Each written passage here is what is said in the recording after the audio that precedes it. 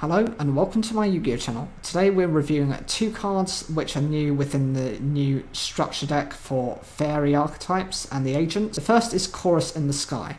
This is a normal spell card with the effect: you can only activate one card with this card's name per turn. 1. Pay 1000 life points, then target one fairy monster in your graveyard, add it to your hand.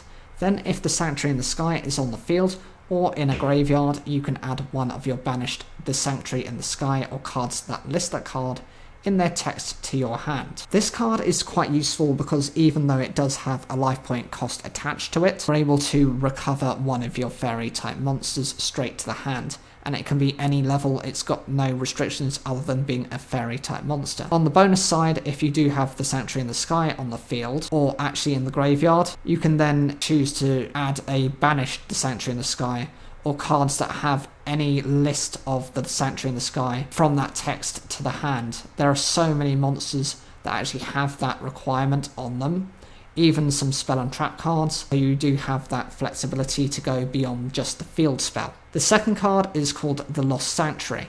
It's a continuous trap card with the effect: you can only activate one card with this card's name per turn. You can only use the third effect of this card's name once per turn.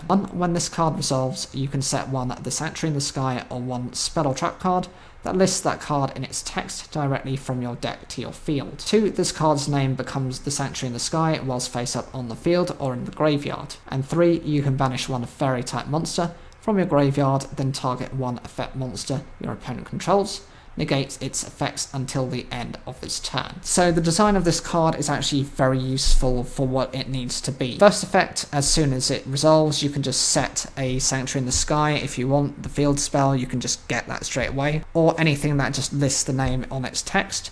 There are so many variations of that, so searching for any of those is depending on your situation. Secondary effect: this card just straight out becomes a Sanctuary in the Sky, so whilst it's on the field or in the graveyard, so that means you don't actually have to even bother searching for the Sanctuary in the Sky. With the first effect, you're better off searching for any of the other cards that will give you additional benefits. Third effect: by banishing a fairy type monster from the graveyard, you're just shutting down one of your opponent's effect monsters. It's decent if they've got something that would naturally restrict your plays, and it means that you can either force their monster's activation to negate that effect, and therefore they've got one less negation, or you can choose to just disrupt your opponent from limiting your plays. Either way, both cards are very useful as just search and recovery cards. Even though one's just a spell card and one's a continuous trap card, both are necessary to make the deck far more consistent. What do you guys think of this card? And anything, I'd love to hear in the comments down below. Make sure to watch the video at the end screen to help support my channel. Thank you.